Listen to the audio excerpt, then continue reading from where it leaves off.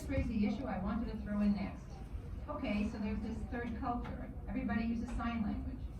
Now let me ask you, you're in that situation and you're talking with a deaf person when a hearing person comes by. Do you do anything different?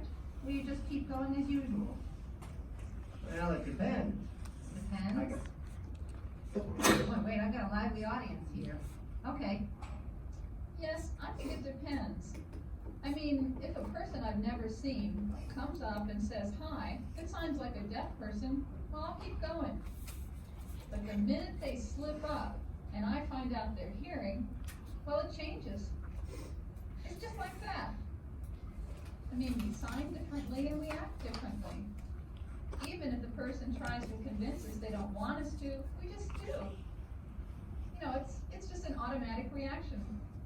Has that happened to any of you before? Okay, down front. I come from a family with both hearing and deaf kids. I did never realize that I would sign differently to my hearing brother until a friend had pointed it out to me. When I talked to my hearing siblings, I'd use a signing that was more like English, and then use ASL with my deaf brother. I don't know why, it just happened, all by itself. Okay, first over there, and then we'll go back to you. Well, for me, if the hearing person's a good friend, I'll use pidgin sign for their sake. But if not, I don't worry about them. I just keep using ASL. It depends on who the hearing person is. Well, I noticed a lot of different reactions on the panel to this.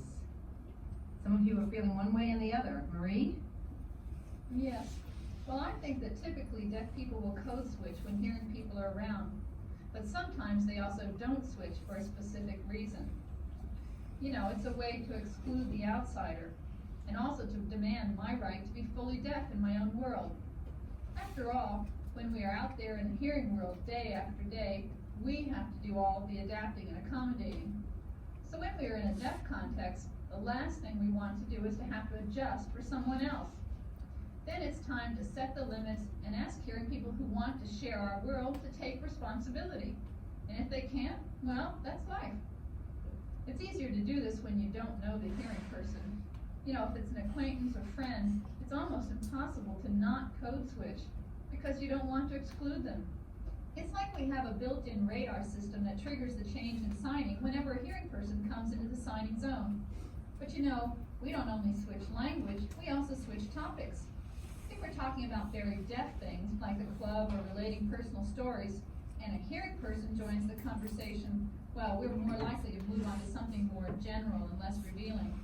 It's a way to preserve our culture, and that also is a norm. A comment here? I remember when I was in school, I would sign ASL to deaf teachers and English to hearing teachers. I wonder if you can explain that for me. Well, I think our school experience is in great part responsible for the code switching rules we have. Now, think back. How many hearing teachers did you have who came to the school fluent in ASL? Right. Well, you remember how we'd have to face the teachers on the first day of class who barely moved their hands? Well, they graduate from a teacher training program with a degree in teaching the deaf. And here we were faced with, you teach me sign. And we'd know we have to start all over again with another greenhorn. This notion of skilled ASL signers in the hearing population is very new. You know, there weren't any sign language classes before 1970, so it's only been about 15 years that we've seen good signers. And we've become so conditioned by our school experiences that we automatically switch. And from my experience, it's still necessary. The few times I've stayed with ASL, I've been reminded that they still don't understand it well enough for me to express myself completely. Dick, you'd like to add? Yeah, it's the same with me. I have this one hearing friend who signs really well. And I've tried not to switch so that this friend could learn more ASL. I just can't seem to control it. Yes, it's very hard for them to see the complex facial behaviors. Uh-huh. Okay, up in the corner?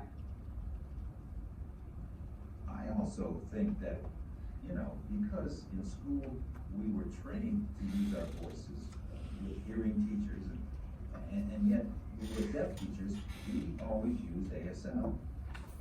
So it seems that, you know, as adults, we just tend to add our voice when we're signing to hearing people in general.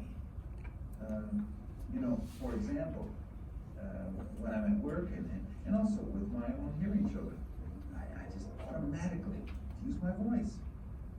But I can never do that when talking with other deaf folks. What this all boils down to is that deaf people are very adept at modifying their language to suit many different kinds of people. It's an intuitive skill, and they consciously control it for the purpose of protecting and preserving ASL.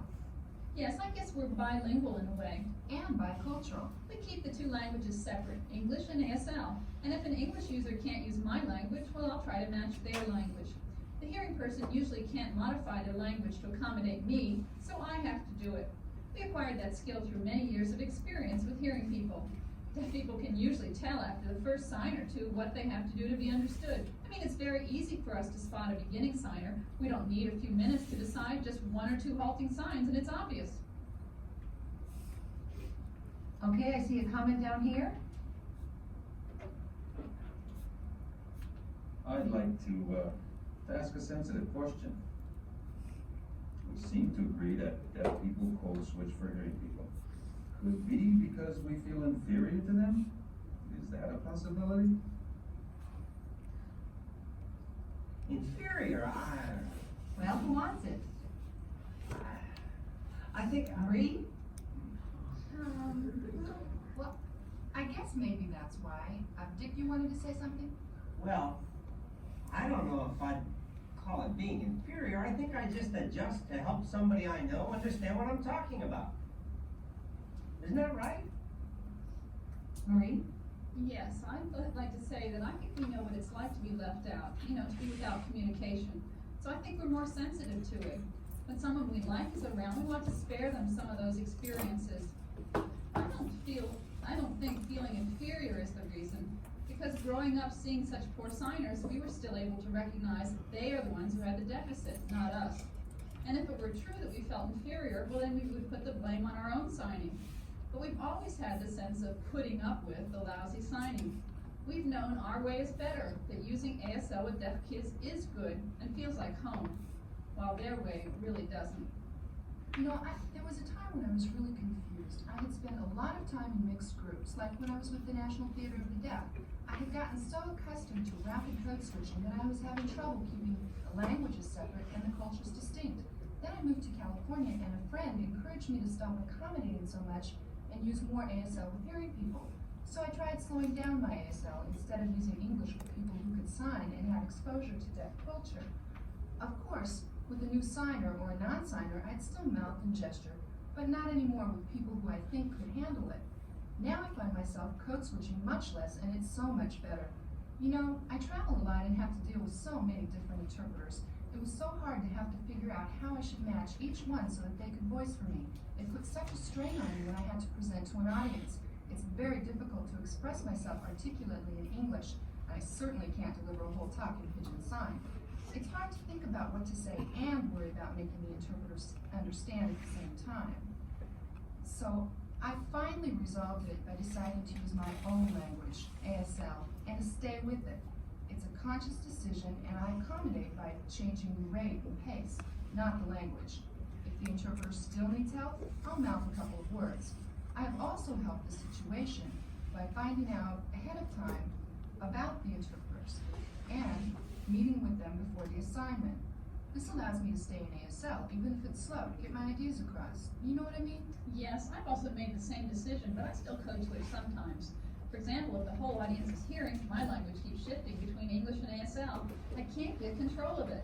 That's why if there are any deaf people present, I ask them to sit together in front so I can look at them and just use ASL. If I do that, it will sound better because the hearing people can still understand. But if the deaf people are scattered, it's hard to get the right feedback to maintain ASL signing. And the minute I see a hearing face looking bewildered, I'm naturally going to switch. Right. So it's really a question of skill, too. Not just being hearing. For some, it's possible to be yourself. And for others, you have to make changes. Exactly, that's it.